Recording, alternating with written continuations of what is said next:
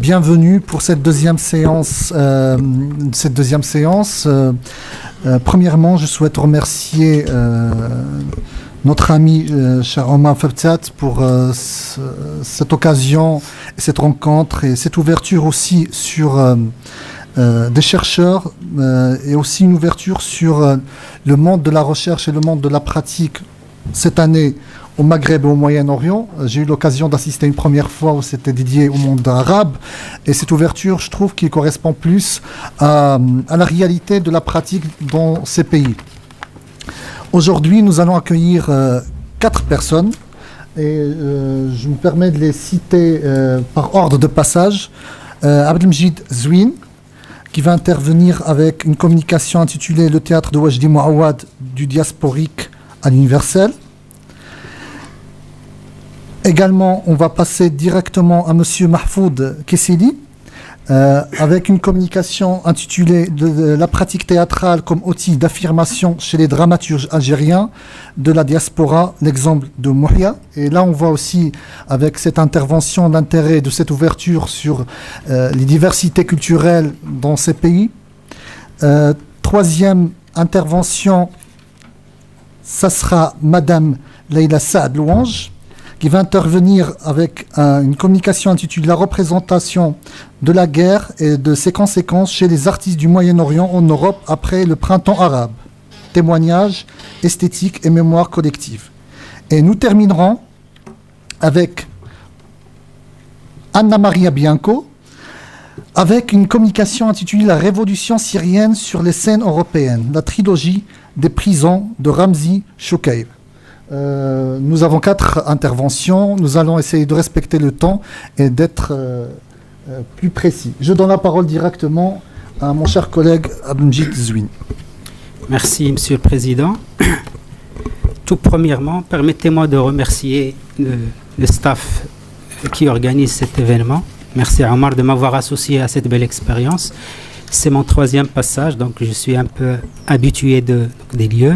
Et c'est toujours un plaisir renouvelé donc, d'être là et de pouvoir contribuer, bien sûr, à enrichir les travaux de cet événement. Donc ma communication s'intitule « La dramaturgie de Wajdi Mouawad, du diasporique à l'universel ». Bien sûr, comme son intitulé l'indique, donc je vais essayer de montrer à quel point cette dramaturgie, tout en étant dans le diasporique, tout en étant dans ce qui est vraiment intime et personnel aux dramaturges, il s'ouvre sur l'universel, il s'ouvre sur le global et sur l'humain. Et bien sûr, dans ma démarche, j'ai essayé dans un premier temps de voir l'étymologie du mot, qu'est-ce qu'il nous donne. Bien sûr, la diaspora renvoie à la dispersion d'une communauté ou d'un peuple sur plusieurs espaces géographiques. Et le dictionnaire étymologique lie la notion avec l'éloignement affectif ou moral, et à l'idée de séparation et au fait d'être privé de ce à quoi ou de ce à qui elle est attachée. Donc il y a bien sûr cette première entrée par l'étymologie du mot qui renvoie déjà à cette idée de séparation et à cette idée d'éloignement. En gros, le diasporique fait toujours référence à l'état de celui qui est en train de vivre hors de son pays ou loin de sa résidence ordinaire.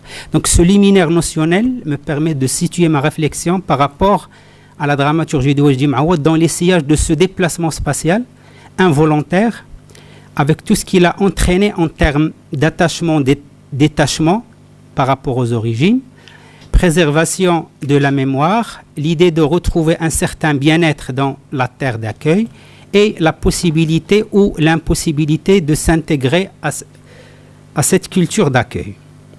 Mon propos, tel qu'il est annoncé dans le titre, Wajdi Mouawad du diasporique à l'universel, sous-entend de démontrer à quel point le projet dramaturgique de l'artiste va au-delà de ce qui est supposé contradictoire, parce qu'on a tendance à comprendre qu'il s'agit d'une contradiction lorsqu'on va parler du diasporique, parce qu'on va s'inscrire dans quelque chose d'intime et du personnel, bien sûr en opposition avec quelque chose d'universel. Et donc ma thèse, il contient un peu cette contradiction que je vais essayer donc de clarifier un peu. Pour ce faire, l'une des entrées par lesquelles mon argumentaire va se construire est la démarche biographique, qui va me permettre de signaler justement dans quel contexte cette dramaturgie s'est construite et s'est développée, compte tenu du contexte de guerre civile dans lequel le dramaturge a grandi. Il reconnaît dans l'une de ses interviews que, donc je le cite, « J'ai été éduqué dans une culture de détestation pour des raisons historiques, qui sont très longues, trop longues à raconter, mais qui ont fait en sorte que on a semé en moi la graine de la détestation, qui consistait au fond à détester tout ce qui n'était pas de mon camp et de mon clan. Et grâce à l'exil, j'ai pu m'en extraire. » Fin de citation. En comprenant que c'est grâce à cette expérience diasporique que l'artiste est arrivé à s'arracher du local pour s'ouvrir sur l'universel. Un tel constat est en parfait lien avec un autre élément assez significatif dans le parcours biographique de l'auteur. Il s'agit de l'exil à répétition, comme il le qualifie lui-même, puisqu'il était obligé bien sûr de quitter le Liban à l'âge de 5 ans, par la suite de s'installer en France, et juste après donc il était encore une fois obligé donc de s'installer au Canada, où il a fait bien sûr ses études supérieures. Donc cela suppose et symbolise cela suppose une sorte de déracinement par rapport aux origines, une implantation dans un autre espace et une autre culture qu'il n'a pas choisi, puis un autre départ forcé dès son adolescence vers le Canada, où il doit affronter d'autres types de problèmes en rapport avec son adaptation dans ce nouveau contexte. Et comme effet de boule de neige, l'expérience de l'exil à répétition a entraîné automatiquement un bilinguisme forcé, puisque l'auteur était obligé bien sûr d'apprendre une deuxième langue et de laisser de côté sa première langue. Et par la suite, tout le travail qu'il va faire, qu'il va bien sûr effectuer en termes d'écriture et en termes de mise en scène, serait fait en français. Donc la question de la langue, elle est très très présente. Mais le premier pas vers cette quête de l'universel serait cette remise en question de l'héritage culturel qui anime l'artiste en soulevant cette question fondatrice. Moi, je pense que voilà, le premier pas vers cette recherche de cette quête de l'universel, c'est cette remise en cause qu'il va effectuer par rapport à son héritage culturel. Donc, il soulève ça dans une question, donc je le cite encore une fois, est-ce que notre héritage ne devient pas un obstacle à l'empathie, à notre capacité à l'empathie? C'est la question qui, en ce moment, me préoccupe. Donc, cette remise en question va permettre au dramaturge de sortir de la vision ethnocentrique pour emprunter une vision beaucoup plus basée sur l'ouverture et l'acceptation de l'autre. Ceci va le conduire à une deuxième remise en question, et cette fois-ci, il va porter sur la question identitaire, jusqu'à en faire une matrice de création. Donc la question de qu'est-ce que l'identité, quelle différence entre identité et origine, serait une matrice de création chez lui. Donc en fait, le lecteur de Wajdi Mouawad, de ses écrits et de ses interviews, constate de façon très explicite que son œuvre est dominée par cette matrice identitaire qui traîne derrière elle d'autres constituants, notamment l'exil, la langue, la quête des origines, pour ne citer que cela. Mouawad semble être traversé par plusieurs composantes identitaires et plusieurs confluences, ce qui nourrit cette identité un peu rhizomique au sens deleuzien du terme. L'idée, c'est de ne pas dire la pluralité, mais justement la complexité chez le dramaturge, une certaine prédisposition à non pas accepter ou à être ouvert sur les différences, mais à les percevoir d'abord comme des états de normalité qu'il faut vivre, sans enrichir et non accepter ou faire avec. Une autre façon à lui de se démarquer de ce discours galvaudant et galvaudé autour de l'autre et de ses multiples facettes. Cela pourrait se comprendre par son expérience de l'exil jusqu'à dire que c'est d'une conception de l'altérité qu'il est question. Ce qu'il reconnaît ce que reconnaît Hortense Archambault, directrice du Festival d'Avignon, qui, je la cite, donc parlant bien sûr de l'expérience de Ma'awad, donc il le qualifie comme ça. De cette accumulation d'expérience, il a fait la matrice même de son œuvre. Une œuvre faite d'histoire dans laquelle il mêle inextricablement l'intime et le social, le politique et le psychologique, pour faire surgir cette douleur commune à tous les êtres humains. Donc l'œuvre résultante, fin de citation, l'œuvre résultante illustrant ce parcours quelque part initiatique de Ma'awad devient une sorte de tissu complexe d'histoire entrelacée où les frontières entre le drame personnel et celui collectif, entre le politique et le psychologique, deviennent flous. Ce mélange subtil permet à l'artiste de donner forme à une douleur partagée, une expérience commune à tous les êtres humains. Ainsi, l'œuvre devient un moyen de transcender les particularités individuelles pour atteindre une résonance universelle évoquant une empathie partagée face aux aspects les plus profonds de l'existence humaine. L'examen de sa conception de l'identité en est une parfaite illustration. Il développe dans ce sens l'idée d'une identité ondulatoire, en se comparant à la goutte d'eau, je le cite, « Quand elle tombe dans l'eau, il crée une onde, et lorsque ces ondes rencontrent un obstacle, il crée d'autres ondes. Ces ondes-là représentent pour moi réellement un rapport à l'identité. »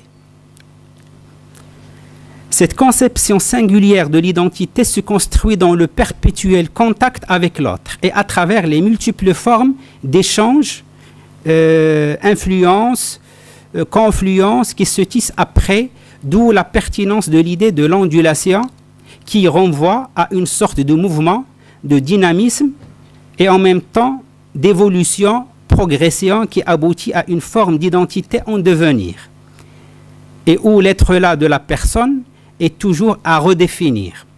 Elle transcende les composantes basiques de la prédétermination identitaire, langue, espace géographique, famille, pour couvrir aussi d'autres composantes à caractère historique, sinon des influences littéraires et artistiques.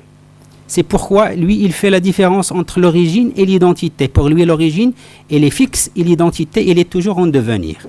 Donc, dans le théâtre de Wajdi Ma'awad, comme le remarque Laure Adler dans la leçon de l'université à laquelle l'artiste a été convié, donc le texte s'intitule « Qui sommes-nous ? Fragment d'identité », il est question de partir en quête des origines, de renouer avec sa propre histoire, comme s'il fallait se réapproprier sa vie.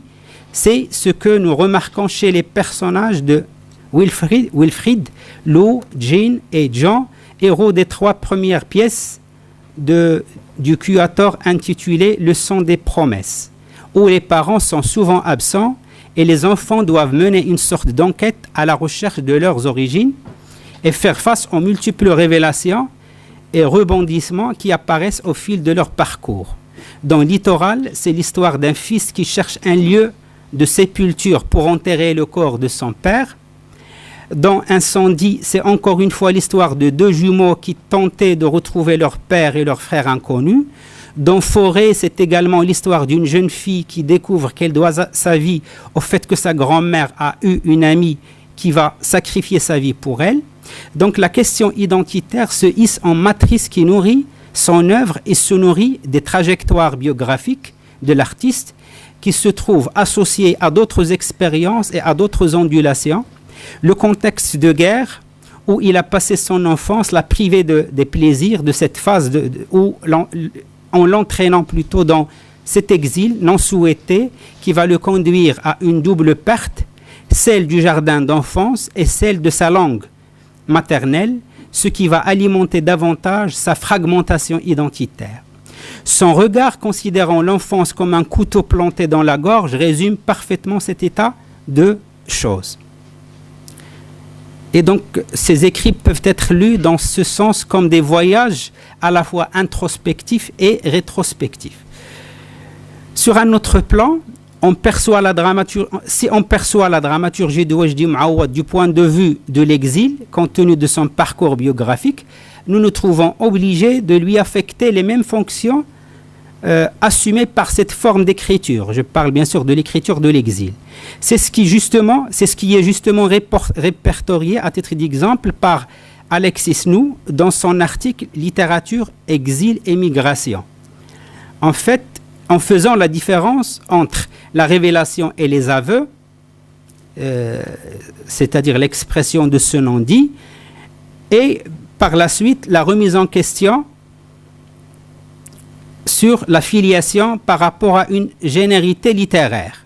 C'est-à-dire que la dramaturgie de Mouawad ne déroge aucunement à ces trois fonctions majeures dans le sens où elle témoigne de la diversité et de la richesse des parcours migratoires.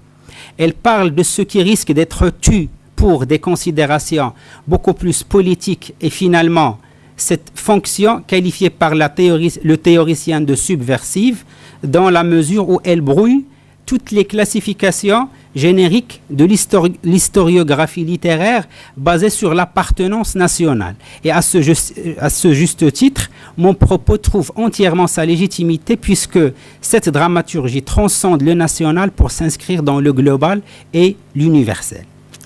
Un autre argument soutenant ma thèse est l'ensemble des choix esthétiques liés d'abord au choix des espaces où se déroulent majoritairement ces intrigues.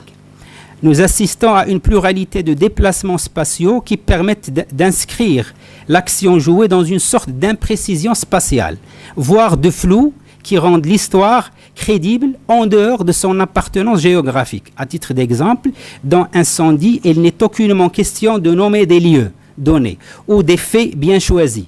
Une façon de dire que cette impression des espaces ancre l'histoire jouée dans une vision encore une fois globalisante et humaine.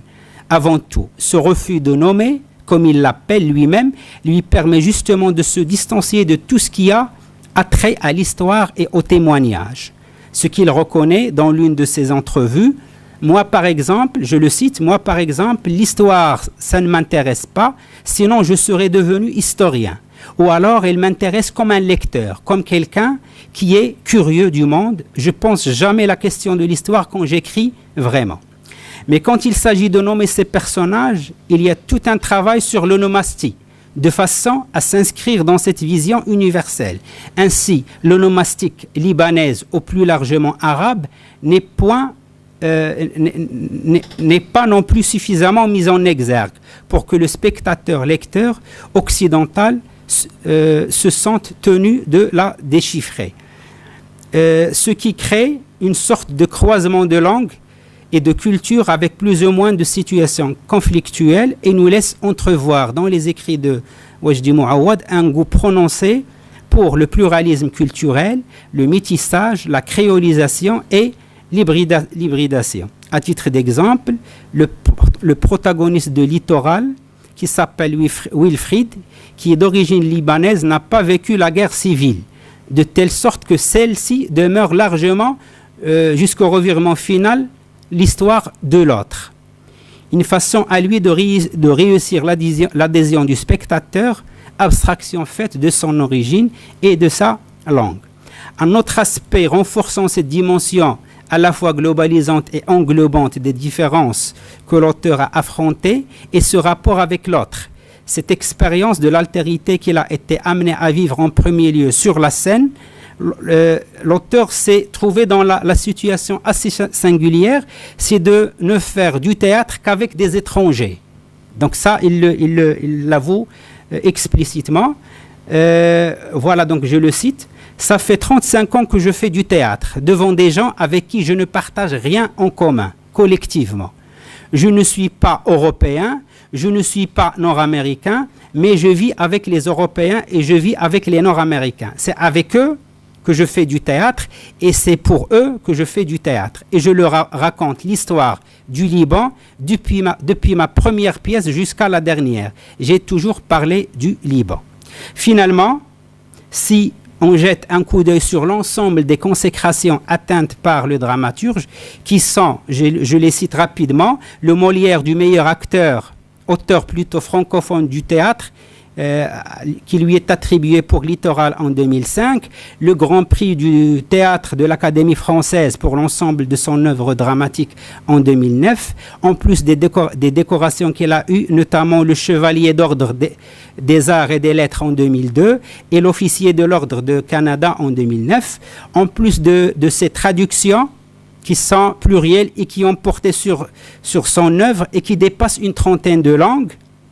On comprend parfaitement à quel point le théâtre de Wajdi Mouawad sera perçu comme une voix salvatrice pour son auteur et sera le chantre d'une cause, celle des exilés, des immigrés et des communautés en mal de vivre au sein d'une société qui résiste face à leur intégration.